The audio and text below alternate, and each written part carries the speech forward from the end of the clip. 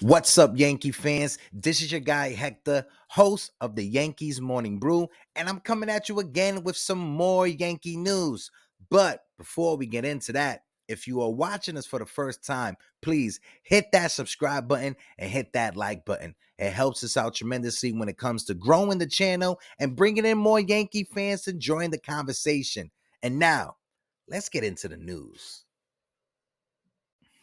The New York Yankees and Blake Snell rumors, they just keep on heating up and they just won't go away. And JUAN SOTO comes out today and he just pours gasoline all on the fire. And JUAN SOTO had a conversation with Jon Heyman and he had a couple of words about his former Padres teammate, Blake Snell. And he said that Blake Snell would be a great fit with the New York Yankees. It would be unbelievable to have two Cy Young winners going back to back. It'll be great. Snell, he's a great guy. He's a great player, and any help that we can get, I would love. According to JUAN SOTO, Blake Snell, he's a great dude. He's a great guy. He's always right there cheering for his teammates. He's also a funny guy too, and also great in the clubhouse. I know if he comes over, he's going to help the team big time. It's always great to have talent on the team. I would never say no, so it's a great fit for him, I think. And that was via the New York Post.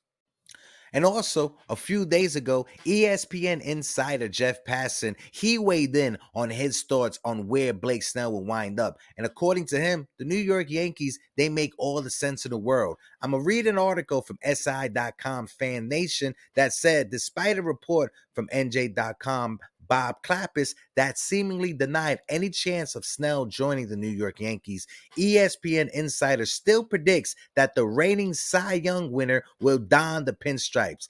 Passan did mention that there is another suitor for Snell, that being the Los Angeles Angels. However, he still considers the Yankees to be the most logical destination and that the Yankees and Angels will be Snell's last two suitors. Passan made this prediction during ESPN's broadcast of the Los Angeles Dodgers San Diego Padres spring training game on Friday. Now, when it comes to Blake Snell, what are we doing, Yankee fans? Why are we arguing with each other? We always just got to remember the key word in this entire conversation is that these are all just rumors. Always just check your source. Make sure that you're getting it from the right place. Now, I'm not trying to discredit Mr. Jon Heyman whatsoever. He has been in this industry for many years, been putting the groundwork, and has been killing it. I remember reading his articles back when I was in high school. But it's not a well-kept secret. We all know that he has a working relationship with Scott Boras.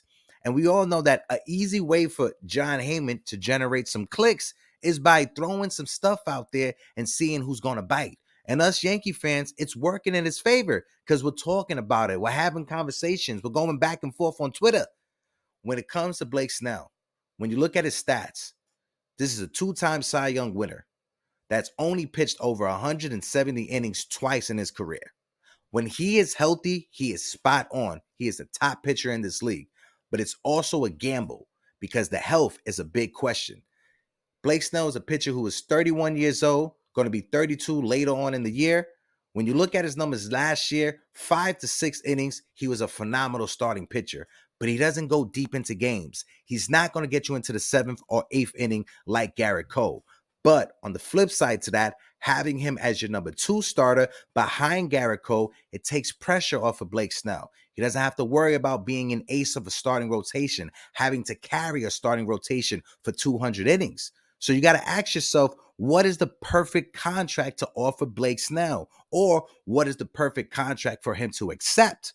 When you look at the flip side or the argument against signing Blake Snell, he's attached to he's attached to a qualifying offer, which means if the Yankees were to sign him, we lose 2 draft picks and we also lose international free agency money, which is pretty big. In the next few years, the MLB international free agency, it's not going to be what it is right now. It's going to be a draft. So the New York Yankees, they have to take advantage of that situation or that system right now before it goes into a draft.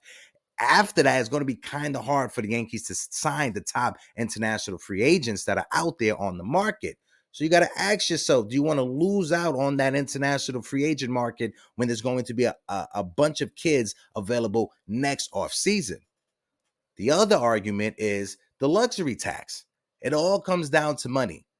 The New York Yankees, they're at the Steve Cohen threshold right now, which means if they were to sign Blake Snell, it's 110% on the penalty the New York Yankees would have to pay. So that's about 35, 40 million when you look on what you have to throw on top of whatever you're signing Blake Snell for. So realistically, he can cost you 70 million. That's the argument against signing Blake Snell. But another way to look at it is that Blake Snell is not the only contract we have on our books. He's not the reason our payroll it is right now. You have Garrett Cole, Stanton, Judge, etc., etc. So instead of saying it's going to cost us 70 million to sign Blake Snell, maybe it'll be a little palatable or a lot more easier to swallow if you think of it like, okay, instead of that, maybe it's just paying every player on our roster 1.3 million. Shout out to the person in my chat that made that suggestion. It was a great suggestion.